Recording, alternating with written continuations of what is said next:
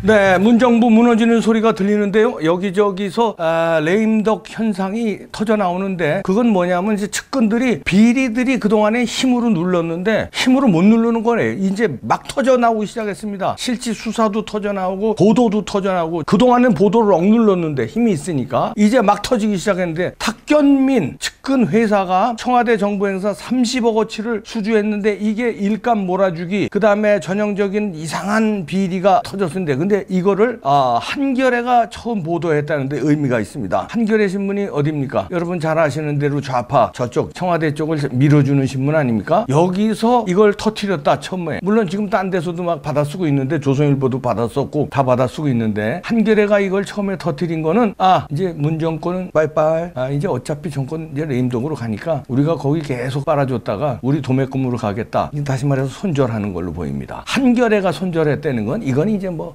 막지 못한다. 대표적인 좌파 신문 그쪽을 응원했던 한겨레, 경향 이런 데가 터져 나오고 그러면 이제 줄지어서 이제 YTN 이런 데는 뭐 이제 뭐 난리치고 오늘 백선엽 장군 시민 분향소에 YTN 카메라 와 있더라고요. JTBC 차도 보이더라고요. 이제 이것들이 다 손절합니다. 이제 레임덕은 끝났습니다. 본물처럼 막지 못합니다. 현민이 이런 비리를 저지르네요. 또 오늘 나온 건데 조금 전에 신생공연기획사입니다. 탁현민의 최측근이 설립했는데 이건 탁현민하고 같이 하는 회사라고 봐도 돼요. 자기네 이제 친구들 후배들 이렇게 해준 건데 노바운더리라는 회사인데 문재인 취임 이후에 청와대 정부 행사 용역을 22건이나 수주했다. 이렇게 한겨레 신문이 제일 처음 보도를 했습니다. 그랬는데 여기 기사에 관련해서 청와대는 아무런 입장을 아까까지는 내지 않았습니다. 이제 뭐 내겠죠. 한겨레 신문에 따르면 2년 10개월간 약 30억 원가량의 매출을 올렸다는 겁니다. 노바운더리라는 법인 등기도 전에 나 이거 끝내준다. 사람으로 말하면 이사 가기 전에 거기 사는 거예요. 아파트 입주하기도 전에도 거기 사는 거야. 법인 등기 되기 전에 수주를 받았어요. 2년 10개월간 30억 원가량 팔았는데 매출을 올렸는데 이건 업계에서는 보통 특혜가 아니다. 이런 지적이 쏟아지고 있다 합니다. 일감 몰아주기죠. 일감 몰아주기. 근데 여기에 대해서 청와대가 관계자가 이제 한겨레 신문에 나온 거 보면 아직 청와대 차원의 입장이 나온 건 없지만 내부적으로 관련 입장을 정리 중인 것으로 안다. 이렇게까지 나왔네요. 근데 이제 노바운더리라는 이 회사가 과거 탁현민 프로덕션에서 현장 PD로 일했던 35살 이모 씨하고 34살 장모 씨가 2016년 말에 설립한 공연 기획사입니다. 다시 말해서 그때 막 그 촛불 난동 때 설립한 공연 기획사인데 이러고서는 청와대에 입성하기 전에 탁현민이가 2017년 5월까지 정부 행사 관련 실적이 없는 신생업체였거든요. 그런데 전혀 없는 신생업체에 2018년 9월에 9억 5,600만 원. 이거 어게 이거 목이 매네. 아니 어떻게 원래 보통 이 수주를 받을 때는요. 이제 지금 20년이잖아요. 그럼 2019년 실적 좀 주십시오. 그럼 그 실적을 보고 이제 수주를 이게 경쟁을 붙이거나 입찰을 하거나 그러거든요. 근데 그 전해 그러니까 2018년에 9억 5,600만 원을 수주했는데 그 전해 5월까지 실적이 전혀 없는 신생업체예요. 거기다가 청와대와 정부의 행사를 맡기나? 이게 탁현민이지. 그리고 그 다음에 2019년에 20억 매출을 올립니다. 또 2배가 뛰었죠. 신생업체 9억 5,600만 원. 그 다음에는 20억 원. 이게 공연기획사 이런 매출은요 큰 거예요. 무슨 뭐 이런 제조업체 이런 거하고 달리 공연기획은 기획해주는데 이 정도면 큰 액수입니다. 신생업체가 이렇게 떼돈을 버는데. 근데 이 노바운더리는 업체가 2017년 8월 문재인 취임 100일 기자회견에서부터 시작해서 25일날 6.25 한국전쟁 기념식도 맡았고 그 다음에 22건이나 맡았는데 아주 독식을 하네. 독식을 해. 근데 탁현민이 청와대 떠나서 대통령 행사기획 자문위원으로 일한 작년 3월부터 올해 5월까지도 7건의 계약을 따냈습니다. 그 중에 하나는 남북정상회담 1주년 그때 기념공연 있었죠. 22개 수주건 중에 15건은 문재인이 직접 참석하는 굵직한 행사예요. 대통령 참석하는 굵직한 행사는 최고의 이벤트예요. 거기에 22건 중 15건을 탁현민 측근 회사들이 다 독식을 그래. 야, 니네 이러고도 이거 진짜 뭐가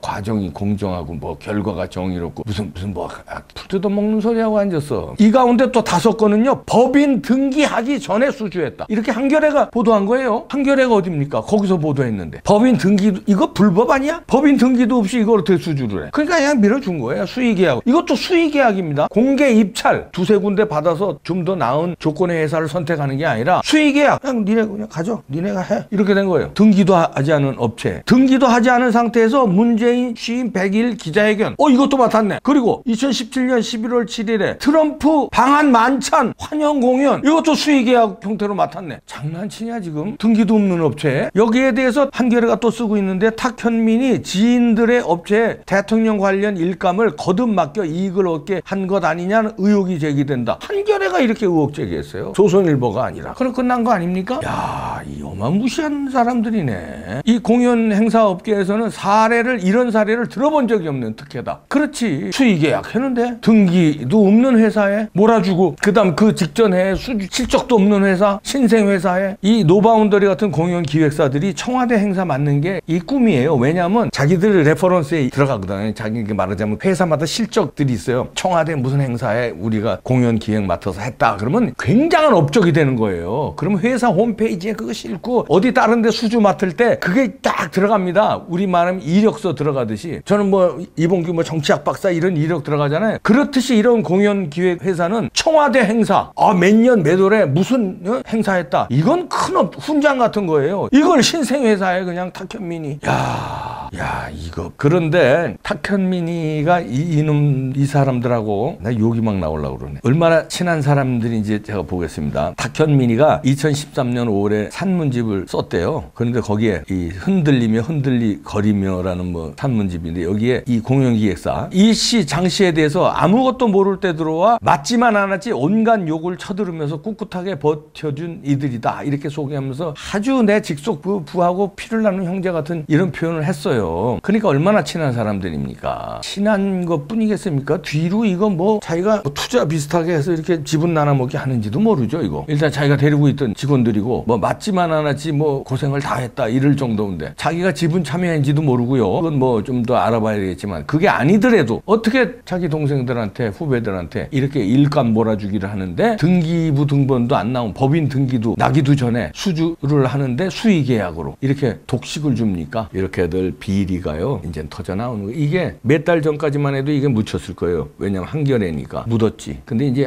문재인 힘이 다 빠졌다. 박원순의 저 비리 나오고 윤미향 비리 이제 우린 못 막는다. 그 판단한 겁니다. 이제 손절하자. 우리 갈 길 가자. 그러면 이제 한겨레, 경향, 뭐 오마이뉴스, 뭐 MBC, KBS, YTN 이런 데는요 보수를 밀지는 않지. 그러나 다른 쪽으로 줄을 쫙 씁니다. 그게 뭐 이낙연이가 될지 그게 뭐 임종석이가 될지 그게 누가 조국이 될지 그건 모르지만요 반짝반짝 하면서 안테나를 세웁니다. 문재인 손절해. 이거 비리 나오면 나온 대로 다 써버려 그냥. 이렇게 됐습니다. 이제 부정선거에 관해서도 다루지 않을까. 이제는 막을 힘이 없는 것 같은데요. 뚝이요 첨예한 구멍으로 새요. 물이. 그러다 조금씩 구멍이 넓어져서 그 다음엔 팔뚝 넣어도 안 되고. 그 왜 초등학교인가 중학교 그 책에도 나오잖아요. 교과서에도 나오잖아요. 그 다음엔 뚝이 무너집니다. 그 다음엔 덮치는 거예요. 구멍이 나기 시작했고 그 구멍은 지금 이 정도로 커졌습니다. 이제는 못 막습니다. 거기서 새어나오는 물은요 뚝을 더 붕괴시키고 그 다음에 쓰나미로 좌파 집단을 덮칠 겁니다. 이럴 때 우리는 정신 바짝 차려서 이 다음에 4.15 부정선거 밝히고 다음 집권을 위해서 우파가 힘을 합쳐야 될 때인데 이때 국민들이 정신 바짝 차려서 어떤 우파에 힘을 몰아주느냐. 우리 힘을 모읍시다. 구독 꾹꾹 눌러주시고요. 백선엽 장군의 오늘 장례식이 마지막 날입니다. 내일 발인인데 영웅 애도하면서 우리는 영웅을 잊지 않겠습니다. 100년이 지나도 1000년이 지나도 그는 대한민국 구국의 영웅이고요. 한미동맹의 영웅입니다. 백선엽 장군이 가시면서 나라를 또 구하네요. 광화문 광장에 쫙